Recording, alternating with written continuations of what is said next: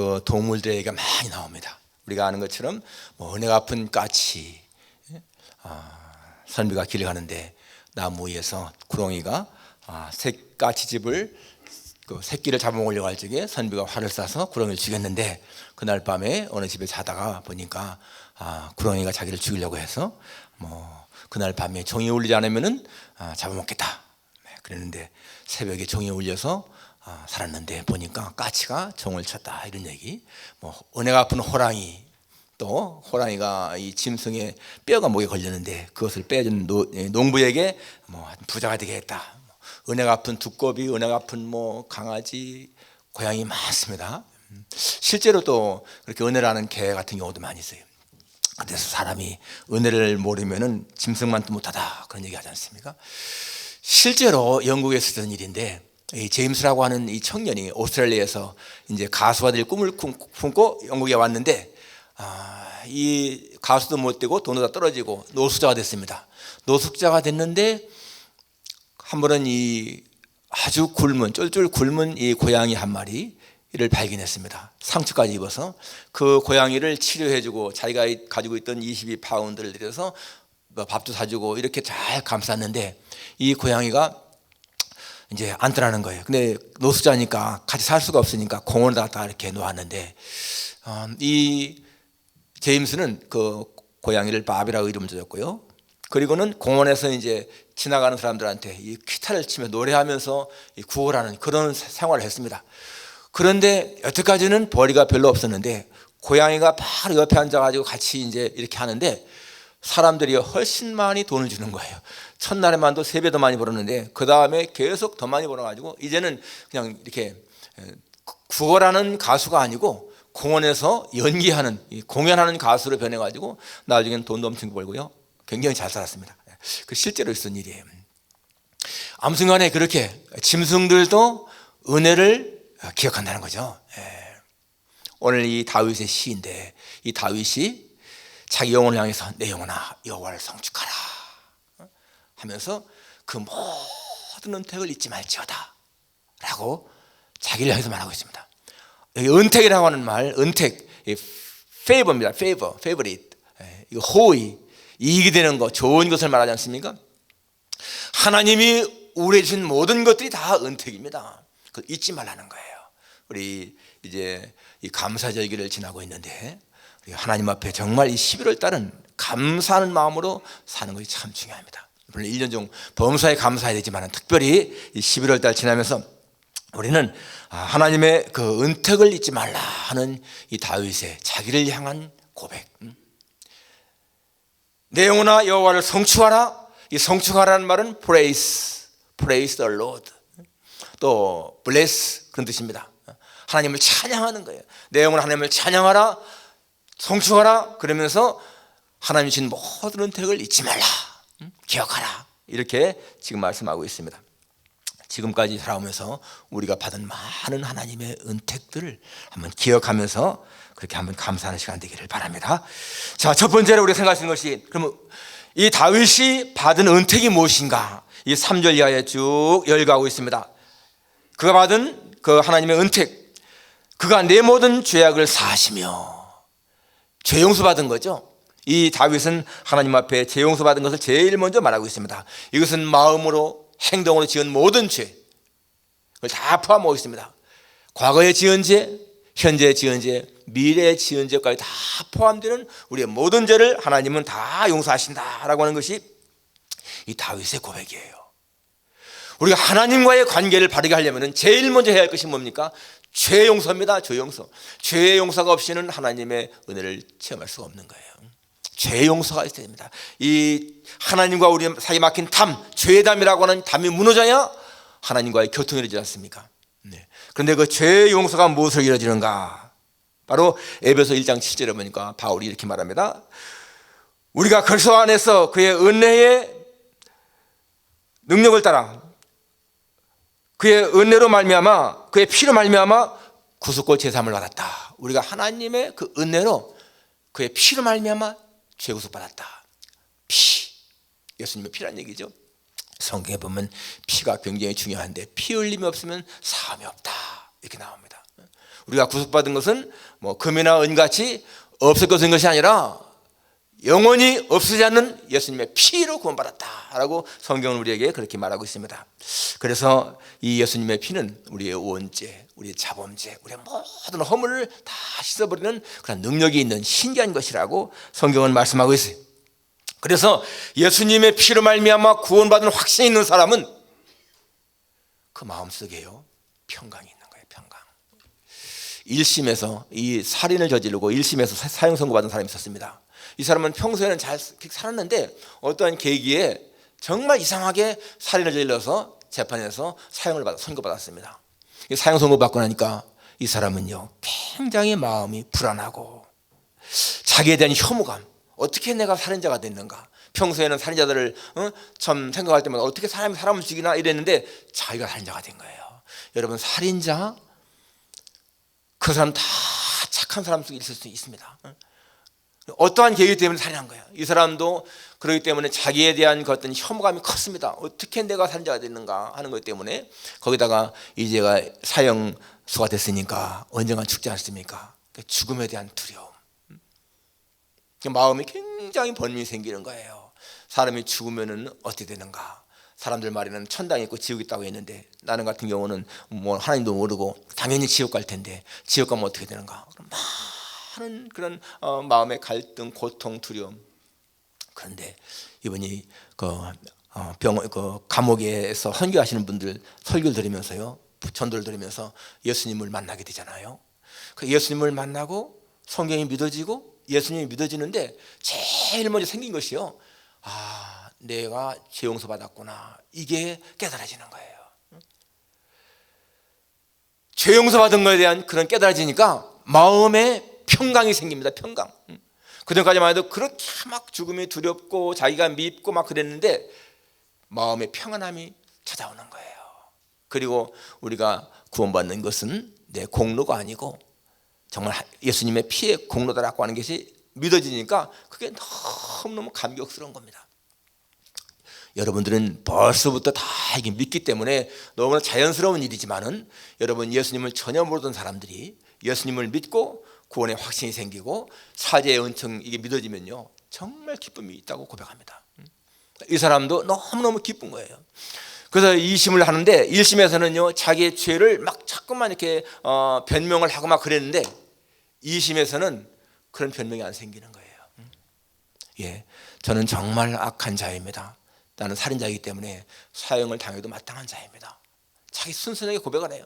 그리고는 자기가 그런 구원의 확신이 있으니까 죽는 것에 대한 두려움이요 사라지는 거예요. 그래서 오히려 2심에서는요 사형에서 무기로 감형받고 나중에는 점점점 감형됐습니다. 사람이 자기의 죄를 안고 있을 적에는 그 죄 때문에 괴로움을 당하지만은 그 죄가 용서받았다, 이게 깨달아지면은 생기는 것이 뭐라고요? 평안함입니다. 평안함.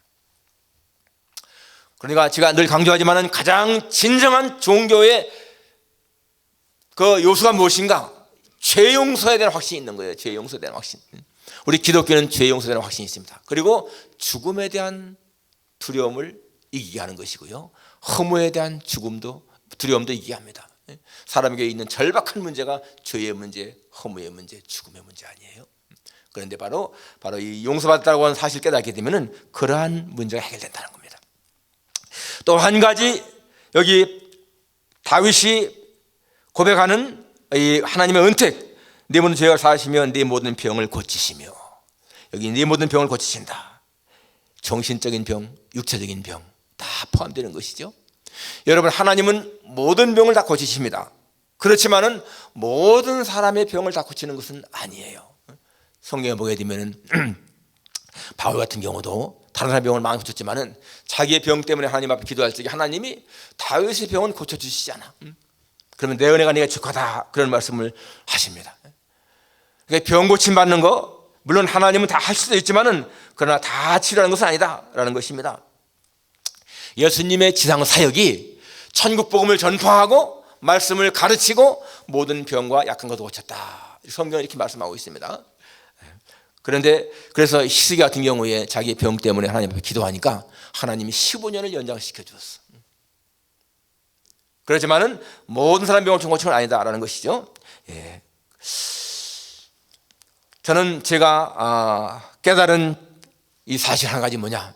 나는 이 땅에서 사람이 10년, 20년 더 오래 살고 더 사는 것은 중요한 것이 아니다. 주님이 부를 때에 내가 어떠한 자세로 갈 것이냐 하는 것입니다. 나에게 정말 병이 든다면 하나님께 치료를 해서 기도해야 되죠. 그리고 병원에서 최선을 다해서 고쳐야 됩니다. 의술을 하나님 주신 것이기 때문에 우리가 병원 가는 거 당연히 가야 되는 것이고 하나님께 매달리는 거 중요한 거예요. 그렇지만은 정말 죽음이 내 앞에 이를 때에 그 죽음에 대해서 거부하지 않고 그냥 순순하게 받아들이는 거, 그것이 중요하다 생각합니다. 하나님이 나에게 주신 모든 환경을 나의 것으로 수용하는 자세, 그것이 필요한 것을 알 수가 있습니다. 우리의 삶은 하나님의 손에 있는 것이고요, 하나님의 섭리 속에 살아가는 거예요. 그러니까 하나님이 우리를 이 땅에 보내셨다가 부르실 적에는 하나님, 내가 이 땅에서 그동안 잘 살고 갑니다, 그런 마음으로 가는 거죠. 그렇기 때문에 우리는 병이 있을 적에는 하나님 앞에 기도해야 돼, 당연히. 그러나 하나님이 안 고쳐준다고 해서 그것 때문에 원망할 것이 아니고 우리는 하나님의 뜻에 순종해야 된다는 것입니다. 여기 세 번째로 다윗이 고백하는 것, 4절에 내 생명을 파멸해서 속량하시고, 내 생명을 파멸해서 속량했다. 이 말은 파멸은요, 함정, 그런 걸 말합니다. 함정을 말하는 거예요. 구덩이 이런 거예요. 거기서 건졌다 그 말입니다. 여러분, 사탄은 영적으로 우리에게 함정을 파놓고 빠지게 하는 거예요. 미혹합니다. 아담과 하와가 빠진 것이 거기 아니겠습니까? 그런데 하나님께서 거기서 우리를 건지신다. 다윗은 시편에서 고백하기를 나를 기가 막힐 웅덩이와 수렁에서 건지시고, 그런 말을 했죠. 그리고 나를 끌어올리사 내 발을 반석위에 내 걸음을 견고하게 하셨다. 하나님이 자신을 기가 막힐 웅덩이, 기가 막힐 수렁에서 건졌다라고 고백을 합니다. 오늘 우리가 살아가는 이 인생이요, 곳곳에 함정이 있는데 사실은 하나님이 우리를 이렇게 인도하시는 것, 그걸 느끼지 않습니까? 이 아비가일이라고 하는 여자가 있는데, 이 사무엘 하에 보게 되면 처음에는 나발의 아내였습니다. 나중에는 다윗의 아내가 됐지 않습니까? 그 아비가일이 다윗을 처음 만날 때 하는 고백이 뭐예요? 내 주의 생명은 하나님이 생명싸개 속에 넣어 두신다 라고 고백을 했습니다. 하나님과 함께 생명싸개 속에 쌓여있다. 그 생명싸개, the bundle of the living, 거기다가 바운드 한다는 건데, 싼다는 건데, 영어로 보니까 secretly, 아주 비밀리에, 그 말이 나와요. 하나님이 비밀리에 생명싸개 속에 넣어서 그 생명을 지키신다, 그 말입니다. 저는 그 말이요, 굉장히 마음의 은혜가 돼요. 살아가는 동안에 하나님이 우리의 생명을 그 생명싸개 속에 넣어서 아무도 해하지 못하도록 지키신다. 그렇기 때문에 마귀가 우는 사자와 같이 삼키려 할지라도 하나님 우리를 지키신다, 그런 확신 때문에 마음에 담대함이 있다는 것입니다. 오늘 우리가 살아있는 것이 바로 하나님의 은혜 아닙니까? 지금껏 살아온 동안에 얼마나 주위에 많은 사람들이 죽음을 보았습니까? 아주 어린애부터 나이 든 사람까지. 바로 지난 주간 속에서도 바로 우리가 아는 가까운 사람이 세상을 떠났지 않습니까? 젊은 나이에 언제 죽을지 모르는 거예요. 그런데 하나님이 생명싸게 쏘아놓았다. 또 한 가지는 뭡니까? 그 다음에 인자와 긍휼로 관을 씌우시며, 인자와 긍휼, 사랑과 용서, 불쌍히 여기는 그런 마음이죠. 여러분, 하나님의 속성은 공의와 사랑인데요, 우리는 공의를 생각할 적에는 굉장히 좀 엄격한 걸 생각합니다. 공의, 하나님의 공의. 사랑은 굉장히 부드러운 걸 생각하지 않습니까? 그런데 사실 이 공의가 뭐예요? righteousness는 이 죄에 반대되는 거예요. 불의의 반대가 righteousness입니다. 공의입니다. 공의가 있기 때문에 사실은 사랑의 의미가 있는 거야. 만일에 하나님이 공의 없이 사랑만 있다, 그것은 무절제한 것이잖아요. 공의는 우리가 잘되게 하는 하나님의 방편이에요. 성경에 보니까 이 공의는 나라를 영화롭게 한다라고 나오고요, 공의로 세계를 다스린다라고 나오고, 또 이 공의는 행실이 정직한 자를 보호한다라고 나옵니다. 그러니까 이 공의가 굉장히 중요한 거예요. 그렇기 때문에 이 공의도 사실은 뭐예요? 사랑의 일종인 거죠. 아버지가, 부모가 자기 잘못할 때 매 때리는 거, 이거 공의 아니겠습니까? 그게 뭐예요? 사랑임이 아니겠습니까? 그러니까 하나님의 자비, 긍휼, 공의 다 같은 속성이죠.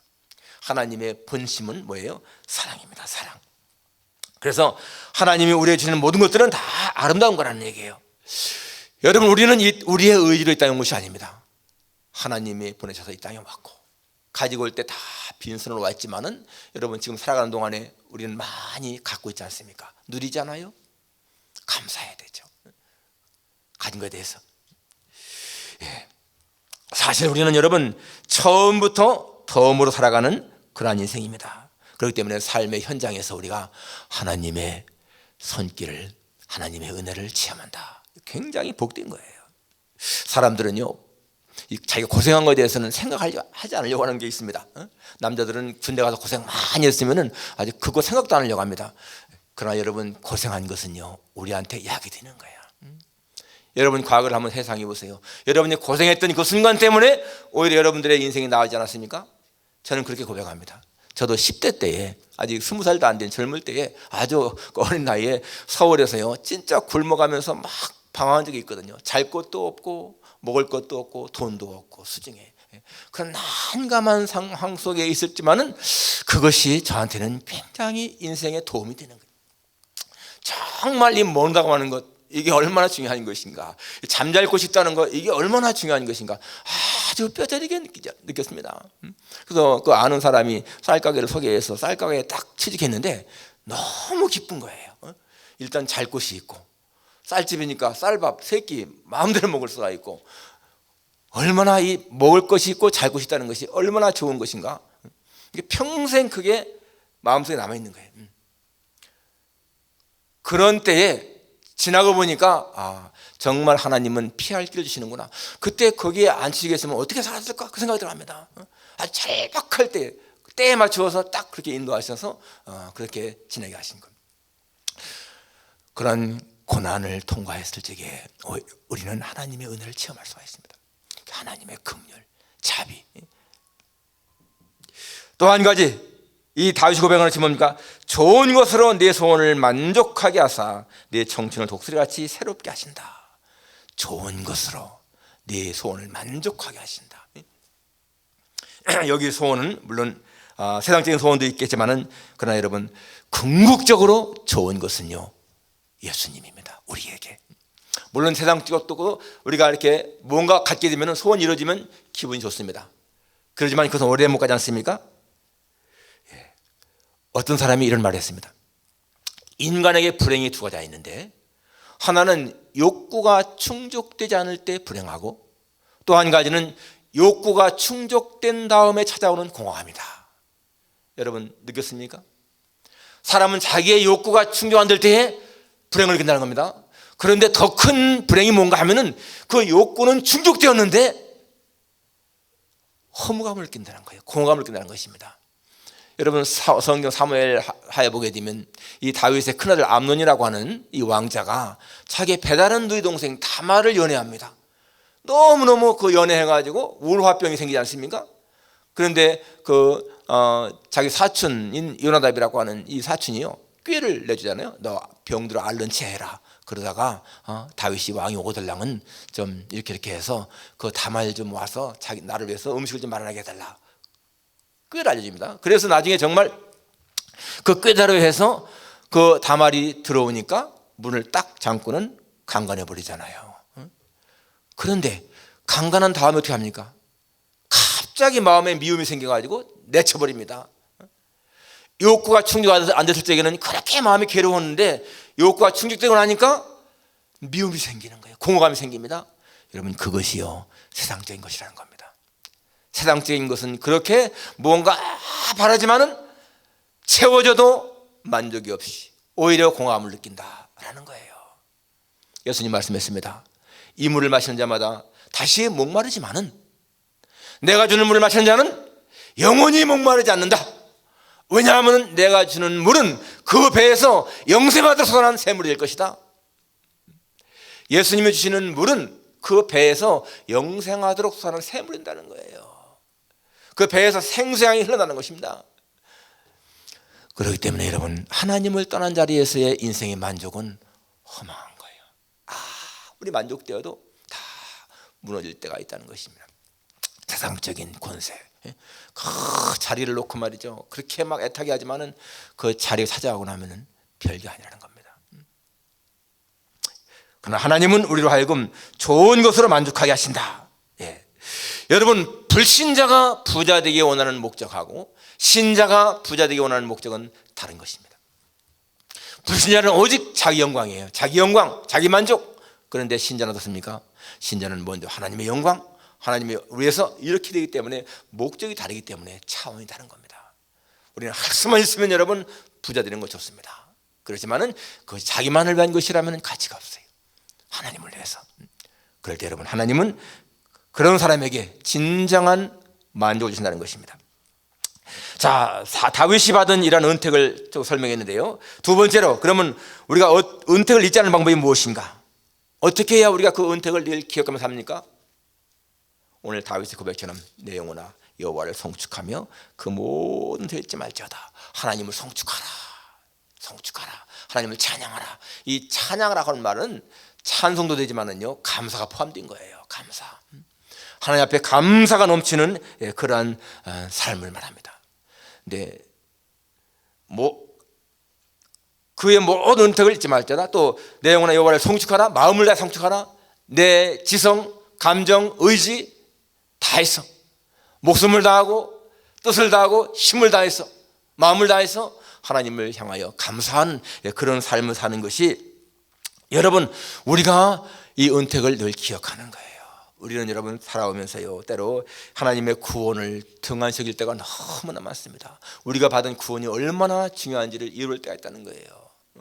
우리가 누리는 이 가정의 행복, 나에게 남편이 있고 아내가 있고 자식이 있다는 것이 얼마나 행복한 것인지를 잊어버린다는 겁니다. 항상 기억하면서 감사해야 돼. 하나님, 나에게 이런 가정 주신 것 감사합니다. 내 자녀들이 이렇게 건강케 하는 것 정말 감사합니다. 항상 감사가 넘치게 되면 여러분, 그 사람의 삶은 행복이 넘칩니다. 감사와 행복은 비례하지 않습니까? 항상 정비례하는 거예요. 우리 양용옥 집사님 지금 병원에 입원하셨는데 너무 마음에 충격받은 거야. 그 젊은 사위가 갑자기 생활 떠나니까 얼마나 마음이 충격받겠습니까? 아니, 지난주까지만 하더라도 자기를 여기다 라이드 해주고 내려주고 가끔가다 항상 퇴근할 때면은 자기 그 사위가 그 집사님보다 라이드 해줬거든요. 그럼 가끔 저도 만나고 그랬는데 그 젊으신 분이 갑자기 생활 떠났어요. 슬픈 일이죠. 그러니까 여러분, 오늘의 삶에 감사하는 것 중요합니다. 감사하게 되면은요, 육신의 질병도 많이 이길 수가 있어요. 불평하게 되면은 질병이 훨씬 더 악화됩니다. 감사하는 사람에게는 질병을 이길 수 있는 힘이 생기는 거예요. 그리고 관심을 나에게만이 아니고요, 이웃에게 둔 삶을 살아야 돼요. 예수님의 삶은 철저하게 관심이 우리였습니다. 죄인된 우리. 사람이 자기에게만 관심 갖게 되면 잘 될 것 같지만 절대 그렇지 않습니다. 다른 사람에게 관심 갖는 삶이요, 그 사람의 삶을 훨씬 더 따뜻하게 한 것입니다. 지금 한국의 그 청와대 앞에서 여러분, 우리 교인들이, 기독교 신자들이 몇천 명이 계속 철회하지 않습니까? 그 사람들 다 춥고 힘드는데 그렇게 하는 거예요. 나라를 위해서. 우리 그 사람들을 도와야 할 책임이 있습니다. 지금 필라델피아 지역에서 이 침낭 보내기 운동을 벌이고 있어요. 침낭 보내기 운동. 침낭 하나에 20불인데 그 많은 사람들이 지금 참여하고 있습니다. 우리도 참여를 해야 되겠어요. 가진 못하지만은 침낭 하나 내가 20불 보내서 그들이 따뜻하게 잘 수 있다면 얼마나 좋습니까? 남을 위한 삶이 자기를 위한 삶이다. 예전에 뉴욕에서 이 세미터리 관리인에게 편지가 왔습니다. 한 부인이, 저는 암흑의 어느 묘소에 있는 아이의 어머니입니다. 저는 몸이 아파서 가지 못하기 때문에 제가 매주 5불씩 보낼 테니까 꽃을 사서 그 아이 묘소에 놓아주세요. 오래전이니까 5불도 많았겠죠. 그래서 이 관리인이 그렇게 이제 꽃을 사가지고 그 무덤 앞에 매주 놓은 거예요. 그렇게 수년이 지났는데 어느 날 아주 좋은 차가 오면서 그 부인이 뒤에서 내리는데 이 비서가 부축을 하면서 곧 쓰릴 것 같은 그런 여자가 내렸습니다. 그런데 내려가지고 관리인한테 제가 바로 그 아무개의 어머니고, 그리고 제가 꽃값을 보낸 사람입니다. 제가 지금 찾아온 이유는 의사 선생님이 저에게 몇 주 더 살지 못할 거라고 해서 제가 마지막으로 제 아들에게 꽃 한 다발을 주기 위해서 찾아왔습니다.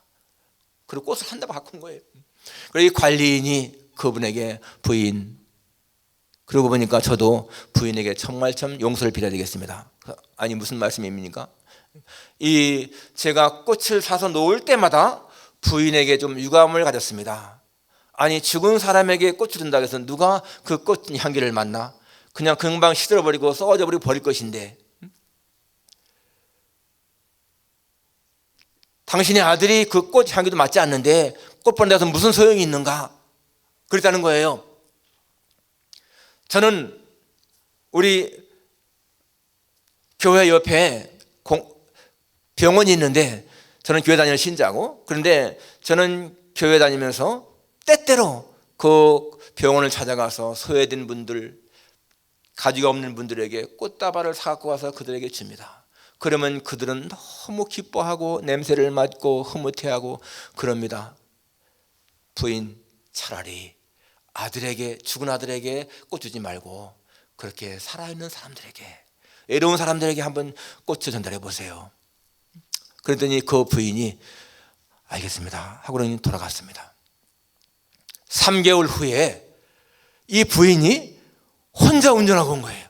그 전까지만 해도 운전사가 운전해 왔는데 혼자 운전해 왔고 와서 하는 말이, 관리님 정말 고맙습니다. 제가 관리님 말대로 그렇게 외로운 사람들 찾아가서 꽃을 전달했는데 그들이 그 꽃을 받으면서 너무 기뻐하고 냄새 맡고 그런 모습을 보니까 저도 마음이 기뻤고요, 제 신경성이라고 하던 이 병이 나았습니다.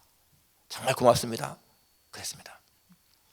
여러분, 그 여인이요, 죽은 아들에게 눈높이를 맞추고 살았으면 죽었을 거예요. 살아있는 사람에게 눈높이 맞추니까 살지 않습니까? 소외된 사람들, 외로운 사람들, 없는 사람들, 그 사람들에게 눈높이 맞춰 살아가는 그러한 인생은 행복한 겁니다. 그것이 예수님의 인생이었어요. 제 인생이 변화된 것은요, 제가 29살 때 하나님 앞에 기도하는 가운데, 하나님, 내가 이 회사에 전껏 맡길 수가 없습니다 라고 고백했을 적에 하나님께서 하신 말씀이, 남을 위해 살아라. 남을 위해 사는 것이 너를 위해 사는 최선의 길이다, 그 말씀이었습니다. 남을 위해 사는 것이 나를 위해 사는 최선의 길이다. 그래서 하나님께 받은 내 인생의 답이었어요. 남을 위해 살아가는 인생만큼 행복한 인생 절대로 없습니다. 남을 위해 살아가는 사람이요, 우울증 걸리거나 자신을 갖다가 학대하거나 자학하거나 그런 일 없습니다. 남을 위해 살아갈 때에 여러분 살아가는 것이 행복함을 느낍니다. 하나님이 우리에게 주신 이 은택, 구원의 은혜 너무나 감사한 거 깨달으면서 우리가 살아갈 것은요, 감사가 넘치는 삶을 살면서요, 할 수만 있으면 남을 위해 무엇인가 하는 삶입니다. 그런 삶이 우리 삶을 건강하게 하고 행복해 하는 것입니다. 여러분의 삶이 그렇게 변할 수 있기를 주님의 이름으로 축원합니다. 기도하겠습니다. 거룩하신 아버지 하나님,